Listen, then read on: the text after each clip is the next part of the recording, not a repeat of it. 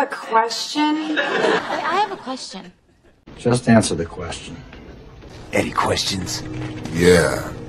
Hello, and welcome to Sobriety Made Simple. My name is Timothy Martin. Today's video is questions and answers, where I take subscribers' questions that they send me through my email, which I will have up here on the screen later, and I will answer them to the best of my ability.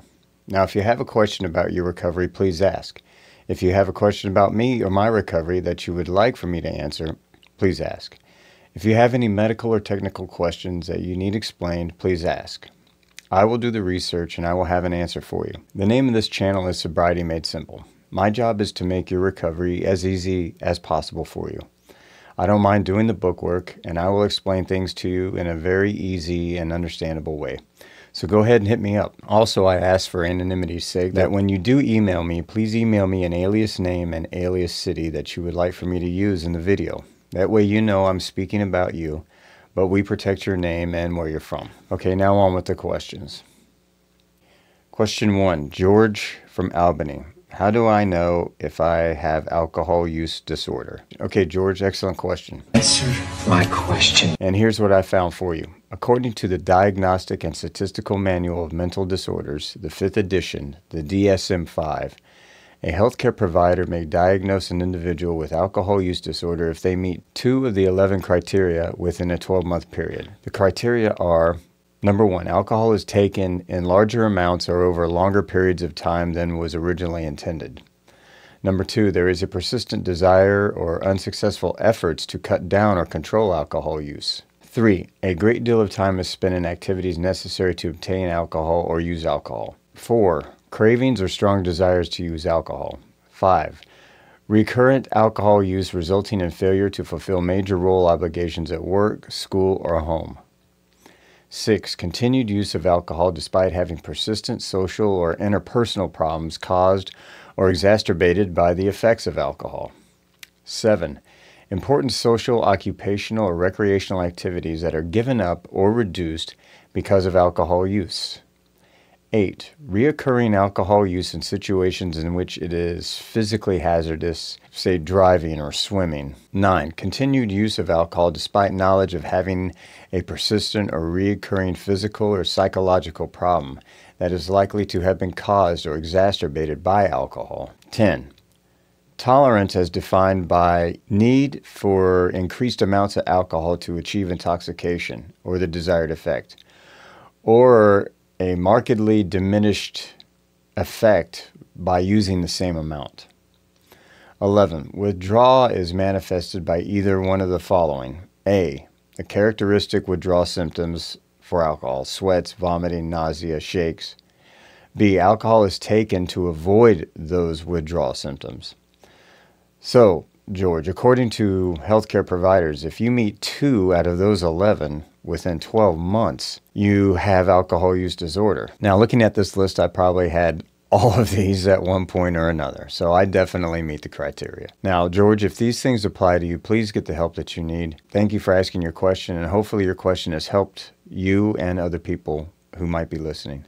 Very important topic. Very good question. Good answer. Good answer. Question number 2. John from New York. I'm in my early 20s. I drink several times a week with friends. Am I at risk for developing an addiction to alcohol? Okay, John, thank you for your question. Answer the question. Another good one. Who is at risk of developing an alcohol addiction? Many factors can put someone at risk for developing an alcohol use disorder, and they affect everyone very differently. However, excessive consumption is often the biggest risk factor in the development of alcohol addiction. Another risk factor can be frequency and amount consumed.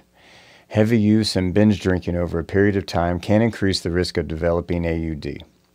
Age that you began. A national survey reported that people who start drinking younger than 15 years old are 5 times more likely to have AUD than those who didn't start drinking until the age of 21. Genetics and family history. A family history of AUD can increase your risk of developing it by 60%. However, the risk is not solely dependent on genetics. Environment can also play a role. Just because someone in the family develops AUD doesn't mean that everyone in the family is going to get it. developing or pre-existing mental health conditions or exposure to traumatic experiences. Sometimes mental health diagnoses have a strong link to AUD, including major depressive disorder, post-traumatic stress disorder, and attention deficit hyperactivity disorder. So, John, you may want to look into some of those factors, especially the age that you started drinking and also your family history. Thank you for your question. I hope this helped you and other people who are watching. Very good question. Good answer. Okay, question number 3. John, again from El Paso. What are some long-term effects of alcohol addiction? Okay, John, thank you. Another excellent question. Alcohol intoxication causes direct effects on the body. It leads to impairment of how the brain functions, which causes a person to experience lower reaction times, loss of balance, loss of motor coordination, slurred speech, dilation of blood vessels, which makes a person feel warm even though their body is rapidly losing heat. This impairment can contribute to a higher rate of injury and violent acts. For example, people are more likely to have an auto accident, fall down, or drown due to excessive alcohol use. Excessive alcohol use is also linked to higher rates of firearm accidents and injuries, homicides, suicides, and abuse towards others. The impairment can also lead to other risky behaviors such as unprotected sex or sex with multiple partners. Excessive drinking can also lead to many long-term health problems, including liver disease, pancreatitis, high blood pressure, and certain forms of cancer.